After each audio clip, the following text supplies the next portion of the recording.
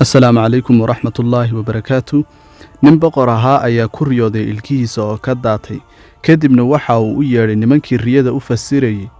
kadibna kii koowaad ayaa ku yidhi, mudane riyadaadu waxa ay tilmaamaysaa in ehelkaagu dhammaantood ay dhimanayaan.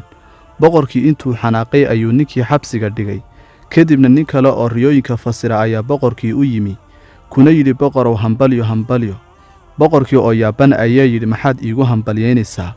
wuxuu ku yidhi, riyadaadu waxa ay sheegaysaa inaad adigu tahay qofka ugu cimriga dheer ehelkaaga.